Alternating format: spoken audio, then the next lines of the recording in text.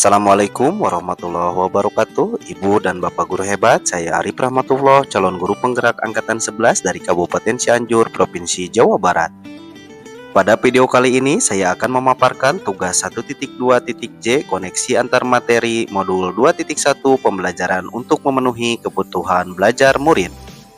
Poin pertama, apa yang dimaksud dengan pembelajaran berdiferensiasi? Pembelajaran berdiferensiasi adalah suatu pendekatan pembelajaran yang mengakui bahwa setiap murid memiliki gaya belajar, kecepatan belajar, dan tingkat pemahaman yang berbeda-beda. Lalu, pembelajaran ini merupakan pendekatan pembelajaran yang mengakui bahwa setiap siswa memiliki gaya belajar, minat, dan kemampuan yang unik. Dengan kata lain, tidak semua siswa belajar dengan cara yang sama. Dan diferensiasi adalah kunci untuk menciptakan lingkungan belajar yang inklusif dan efektif. Dengan memahami kebutuhan individu setiap murid, guru dapat memberikan pengalaman belajar yang lebih bermakna dan membantu murid mencapai potensi maksimal mereka. Implementasi pembelajaran berdiferensiasi adalah pendekatan yang sangat efektif untuk mengakomodasi perbedaan individu murid dalam proses belajar. Namun, implementasinya memerlukan perencanaan yang matang dan fleksibilitas dari guru, yaitu: pertama, menggali kebutuhan belajar murid, membuat tujuan pembelajaran yang fleksibel, menciptakan lingkungan yang mengundang untuk belajar, manajemen kelas yang efektif, terakhir, memvariasikan penilaian yang berkelanjutan. Menggali kebutuhan belajar murid adalah mengetahui dan merespon kebutuhan tersebut dan menentukan langkah penting dalam menciptakan proses pembelajaran yang efektif dan bermakna. Dengan memahami kebutuhan individu setiap murid, diharapkan murid dapat mencapai potensi terbaiknya. Guru harus memahami kesiapan belajar murid, minat murid, dan profil belajar murid. Kesiapan belajar murid didefinisikan sebagai di mana murid berada dalam hal pemahaman atau keterampilan. Mendiferensiasikan pembelajaran berdasarkan kesiapan belajar murid mengharuskan guru untuk menilai pengetahuan awal dan menentukan apa yang telah murid ketahui. Minat murid. Minat setiap murid berbeda-beda. Minat murid dapat berkembang. Minat adalah salah satu motivator penting untuk terlibat aktif dalam proses pembelajaran. Pertama, guru harus cocokkan, yaitu mengaitkan murid dan membuat mereka terlibat dalam pembelajaran. Kedua, koneksikan, yaitu mengkoneksikan materi pembelajaran dengan kehidupan pribadi murid. Ketiga, jembatani, yaitu menjembatani apa yang telah murid ketahui dengan pengetahuan yang baru. Keempat, motivasi, memungkinkan tumbuhnya motivasi murid untuk belajar. Profil belajar murid merupakan alat yang berguna bagi guru untuk menciptakan pengalaman belajar yang lebih bermakna dan menyenangkan bagi setiap murid. Dengan memahami profil belajar murid yang lebih komprehensif, kita dapat merancang pembelajaran yang lebih efektif dan sesuai dengan kebutuhan individu setiap murid. Profil belajar murid ini terkait dengan lingkungan, yaitu suhu, tingkat aktivitas, tingkat kebisingan, jumlah cahaya. Lalu budaya berkaitan dengan perilaku murid. Ada yang santai, terstruktur, pendiam, ekspresif, personal, dan impersonal. Kemudian gaya belajar, yaitu visual, auditory, kinestik, dan terakhir kecerdasan majemuk. Contohnya bahasa untuk penulis, jurnalis, guru, kinestik tubuh, atlet, penari, dan aktor. Lalu bagaimana mengidentifikasi kebutuhan belajar murid? Yaitu pertama dengan mengamati perilaku murid, mengidentifikasi pengetahuan awal, mereview dan melakukan refleksi terhadap praktik pengajaran, berbicara dengan guru murid sebelumnya, membaca rapor murid dari kelas mereka sebelumnya, menggunakan berbagai penilaian baik itu formatif maupun diagnostik. Lalu membuat tujuan pembelajaran yang fleksibel. tujuan pembelajaran harus jelas dan dapat dicapai oleh semua murid. Sebagai seorang guru, kita harus memahami capaian pembelajaran dan tujuan pembelajaran agar dapat menentukan bagaimana cara membantu dan menentukan murid mencapai pengetahuannya. Lingkungan yang mengundang untuk belajar adalah suatu kondisi atau suasana di mana siswa merasa termotivasi, nyaman, dan tertarik untuk aktif terlibat dalam proses pembelajaran.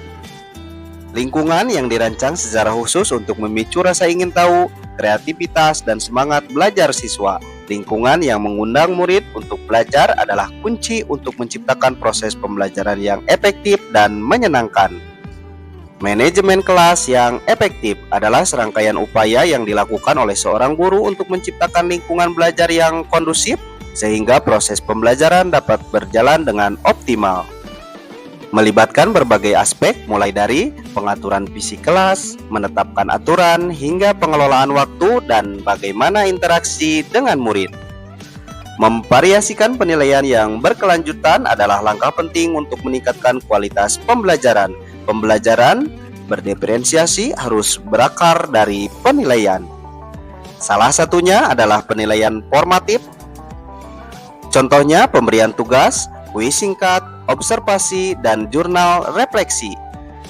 Dan penilaian sumatif, contohnya ujian atau asesmen, proyek, dan portofolio. Bagaimana pembelajaran berdiferensiasi dapat dilakukan di kelas? Ada beberapa hal yang harus dilakukan oleh guru. Pertama, melakukan pemetaan kebutuhan belajar setiap murid yang berdasarkan kesiapan belajar, minat belajar, dan profil belajar murid. Wawancara, observasi, atau survei menggunakan angket dan lain-lain. Kedua, membuat tujuan pembelajaran yang fleksibel. Tujuan pembelajaran harus jelas dan dapat dicapai oleh semua murid. Ketiga, merencanakan pembelajaran berdiferensiasi berdasarkan hasil pemetaan yang sudah dilakukan, yaitu memvariasikan materi pembelajaran, aktivitas pembelajaran, dan instrumen penilaian. Keempat, melakukan evaluasi dan refleksi atas pembelajaran yang telah berlangsung. Strategi mendiferensiasikan pembelajaran dapat dilakukan dengan 3 cara, yaitu diferensiasi konten, diferensiasi proses, dan diferensiasi produk. Guru dapat memilih salah satu atau kombinasi dari ketiganya. Pertimbangan utamanya haruslah tentang sejauh mana diferensiasi yang dipilih dapat memenuhi kebutuhan murid dalam mencapai tujuan pembelajaran yang telah ditentukan. Pertama, diferensiasi konten. Terkait dengan materi pengetahuan, konsep, dan keterampilan yang perlu dipelajari berdasarkan kurikulum. Menyesuaikan cara bagaimana murid bisa mengakses konten sesuai dengan kebutuhan belajar mereka, namun bukan mengubah atau menurunkan standar kurikulum. Diferensiasi konten menyiapkan materi yang akan diajarkan dengan berbagai format, buku, poster, gambar, video, audio, dan lain sebagainya. Kedua, diferensiasi proses, yaitu terkait dengan kegiatan yang memungkinkan murid berlatih dan memahami atau memaknai konten. Murid memaknai melalui beragam cara atau metode dalam berbagai tingkat kesulitan, waktu, dan tingkat dukungan yang berbeda. Diferensiasi proses memberikan kesempatan kepada murid untuk memilih berdasarkan minat cara memahami materi secara individu atau kelompok. Diferensiasi produk, yaitu bukti yang menunjukkan apa yang murid telah pahami berupa hasil belajar, hasil latihan, dan penerapan yang telah dipelajari. Harus mengacu pada tujuan pembelajaran yang diharapkan. Diferensiasi produk memberikan murid pilihan untuk menyampaikan pemahamannya melalui tulisan, lewat diagram, demonstrasi, gambar, video, dan lain sebagainya. Jelaskan bagaimana pembelajaran berdiferensiasi dapat memenuhi kebutuhan belajar murid dan membantu mencapai hasil belajar yang optimal. Diferensiasi memenuhi kebutuhan belajar murid. Menurut saya, ini dikarenakan fokus pada individual, yaitu pembelajaran berdiferensiasi memungkinkan guru untuk memberikan tantangan yang sesuai dengan tingkat kemampuan masing-masing murid. Kedua, menyesuaikan konten. Guru dapat menyesuaikan materi pembelajaran berdasarkan minat dan gaya belajar murid. Misalnya, Untuk siswa yang visual, guru dapat menggunakan lebih banyak gambar dan diagram, sementara untuk siswa yang kinestik, guru dapat melibatkan aktivitas fisik. Ketiga, variasi proses pembelajaran. Menawarkan berbagai cara untuk mempelajari materi seperti diskusi kelompok, proyek individu, atau eksperimen. Hal ini memungkinkan siswa untuk memilih cara belajar yang paling efektif bagi mereka. Penilaian yang beragam, yaitu penilaian yang tidak hanya terbatas pada ujian tertulis. Guru dapat menggunakan berbagai bentuk penilaian seperti portofolio, presentasi, atau proyek untuk mengukur pemahaman siswa secara menyeluruh. Jelaskan pula bagaimana Anda melihat kaitan antar materi dalam modul ini dengan modul lain di program pendidikan guru penggerak. Keterkaitan antar materi modul 2.1 dengan modul lainnya yaitu modul 1.1, 1.2, 1.3, dan 1.4. 2.1 dan 1.1, kedua modul ini membentuk sebuah kesatuan yang koheren dalam pendidikan. Keduanya memiliki tujuan yang sama, yaitu menciptakan proses pembelajaran yang berpusat pada murid dan mampu mengembangkan potensi setiap individu secara optimal, mengutamakan murid, menyesuaikan pembelajaran, dan mengembangkan potensi murid.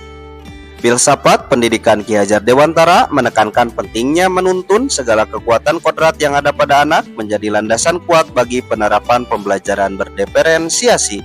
Pembelajaran berdiferensiasi merupakan wujud nyata dari penerapan filsafat pendidikan Ki Hajar Dewantara. Lalu 2.1 dan 1.2, nilai-nilai dan peran guru penggerak menjadi fondasi yang kuat bagi penerapan pembelajaran berdiferensiasi. Dengan kata lain, guru dapat mengetahui kebutuhan belajar murid secara optimal. Seorang guru tidak hanya perlu memiliki pengetahuan tentang bagaimana strategi pembelajaran, tetapi juga memiliki sikap dan praktik yang sesuai dengan nilai-nilai seorang guru penggerak.